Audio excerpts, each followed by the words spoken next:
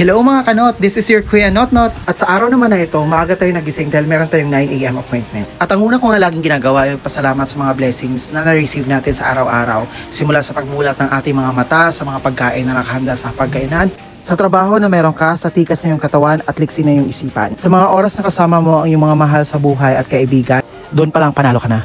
Sa umaga, ito nga pala ang aking view paglabas ng aking kwarto. Ganda no? Sunrise na kay sarap tingnan, hudyat ng panibagong laban. At dahil rest day ko nga, normal na tao na naman tayo ngayon. Hindi dilat sa gabi, tulog sa umaga. Dami ko pang ebas, sino ka dyan Magda? Tagbis na nga ako guys. Time check muna, it's 7:55 ng umaga, late na tayo. Dahil hindi na nga kaya kapag nag-commute pa, so tinry kong mag-book sa Blue na app. From Draga na kung saan sinundo tayo nung isa nung nakaraan, hanggang sa Gateway 1 kung saan ang ating paroroonan. Tinype ko nga lang dyan at inantay na lang natin mag-load. At ayan na nga siya, Bogs 239. At nag-proceed na nga ako sa plan B ko na kung saan magkukomment ako hanggang monumento. Ito na nga at muntik pang madapa. Ngayon alam ko na ang pakiramdam nila. Ang hirap nga talagang kumita ng pera. Pero isa lang masasabi ko guys, kung saan ka masaya, dapat doon ka.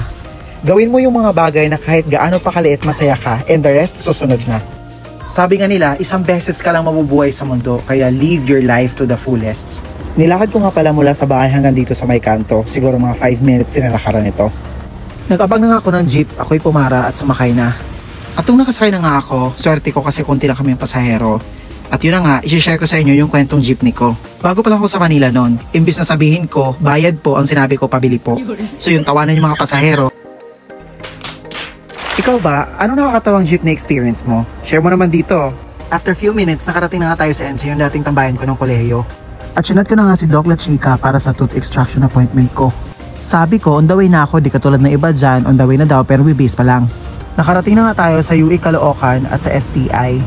Ujat na rin ito para mag-book na rin ako sa Blue App. Dahil sabi ko nga kanina, pagdating ng monumento, doon na lang ako mag-book. So yun na nga, Pure Gold Monumento hanggang Gateway 1. At medyo nakaless tayo dahil 137 pesos lang at naghahanap na tayo ng ating rider. Tsagaan nga pala sa app na to guys kasi minsan, lalo na pag rush hour, mahirap makakuha ng rider. Pero mas swerte tayo dahil mabilis na nakakuha today. At ito na nga si Kuya. Nagmadali na nga akong sumakay at hindi ko na na-video yung pagsuot ko ng helmet. Pero always make sure nakasuot kayo ng helmet guys in case of emergency, lalo na't EDSA ang dadaanan natin. At ito na nga si Kuya Notnot. Sa dami-dami na pwede nating maiiwanan, sunscreen pa talaga. Ganda. Isa rin yun sa mga bagay na dapat hindi mo kakalimutan, lalo na't bumabiyahe ka at tirik ang araw. Then nasa EDSA na nga tayo. So story time muna tayo guys. Before, may nagtanong sa akin kung bakit hindi ako bumibili ng motor. Nakabili naman ako ng iPhone pero bakit hindi ako nakabili ng motor. At isa lang ang lagi kong sinasabi sa kanila, may trauma kasi talaga ako sa motor.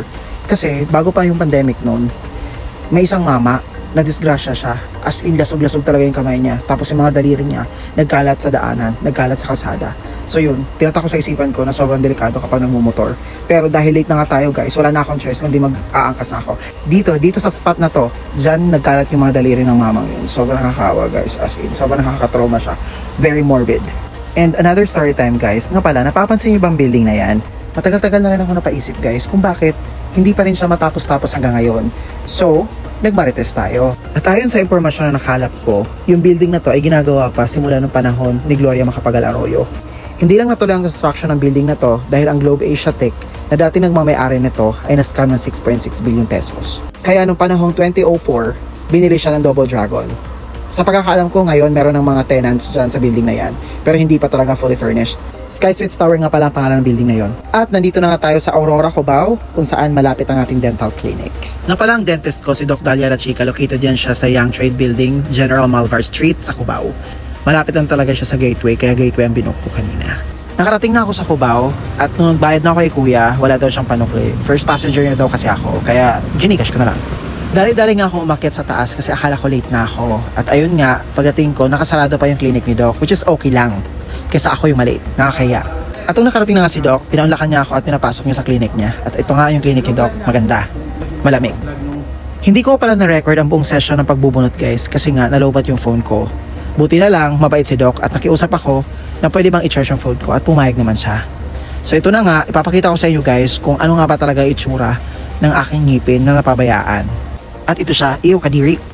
Syempre, hindi ako papayag na uuwi akong hindi kompleto ang araw natin. So pumunta muna ako sa Bread Talk at hinanap ko yung mga favorite ko na mga spicy floss. Hindi para sa ngipin ha, yung para sa tiyan. Ayan siya, ang dami 'di ba?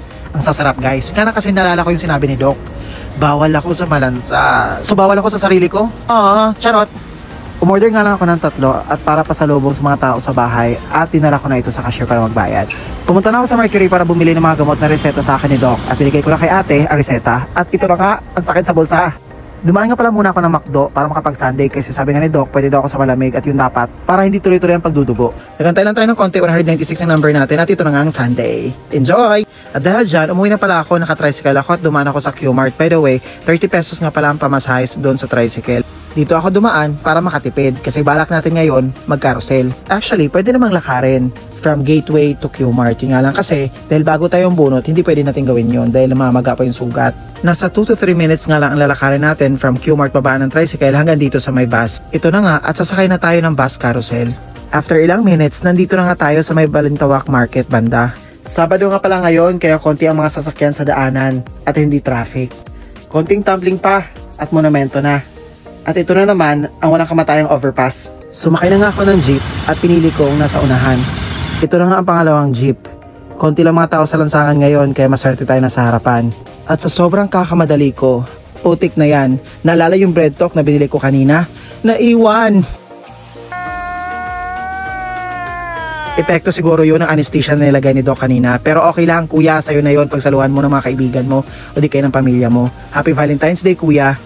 At kapag ganito na makikita mo, ibig sabihin malapit ka na sa ilog. Ay kapag malapit ka na sa ilog, malapit ka na sa bahay. Unya-unya, maura to, bye!